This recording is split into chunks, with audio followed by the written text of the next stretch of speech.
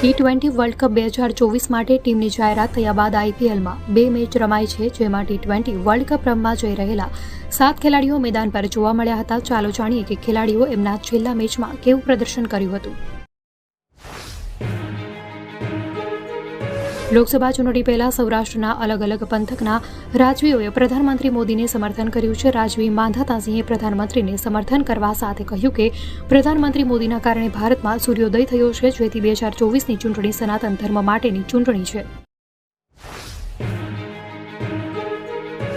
ગુજરાતમાં એક જ વર્ષમાં કાર્ડિયાકના 75,000 કેસ, આજે 3 લોકોના હાર્ટ એટેકથી મોત. રાજ્યમાં આજે 3 લોકોના હાર્ટ એટેકથી મોત થયા છે. ત્યારે કોવિશિલ્ડ વેક્સિનની આડઅસરના ઉહાપો વચ્ચે હૃદયરોગ સંબંધિત ઇમરજન્સી 23% વધી હોવાની વાત સામે આવી છે.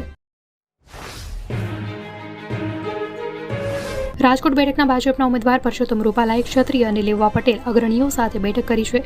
તેમણે ઉદ્યોગપતિઓ અને વેપારી અગ્રણીઓ સાથે પણ બેઠક કરી છે.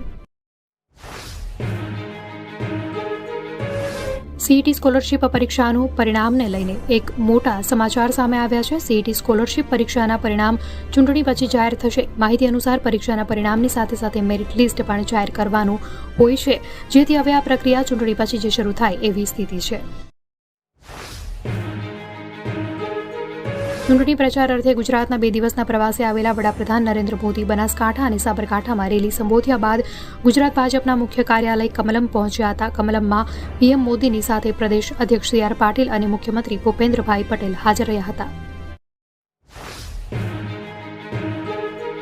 મોરબીના નાગડા ગામમાં યુવાન વયે હાર્ટ એટેકથી મોતનો વધુ એક કિસ્સો સામે આવ્યો. ગામમાં રાત્રે ક્રિકેટ રમવા આવેલો યુવાન રાત્રિના સમયે ક્રિકેટ રમીને પરત ફરતો હતો. તે દરમિયાન ટંકારાના વીરપર ગામ પાસે તેને છાતીમાં દુખાવો પડતા તેનું મોત નીપજ્યું હતું.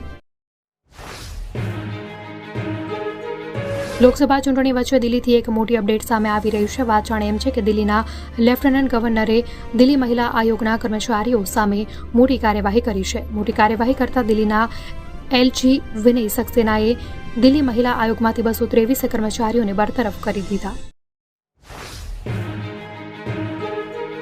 લોકસભા ચૂંટણીના પડઘમ વચ્ચે મહિલા રેસલર્સના યૌન ઉત્પીડનના આરોપી બ્રિજભૂષણ શરણસિંહ સાથે જોડાયેલા મોટા સમાચાર સામે આવી રહ્યા છે. સૂત્રોના જણાવ્યા અનુસાર ભાજપ કેસરગંજથી બ્રિજભૂષણસિંહને ટિકિટ નહીં આપે. પતંજલિની 14 ચીજવસ્તુઓ પર તાબડતોડ પ્રતિબંધ.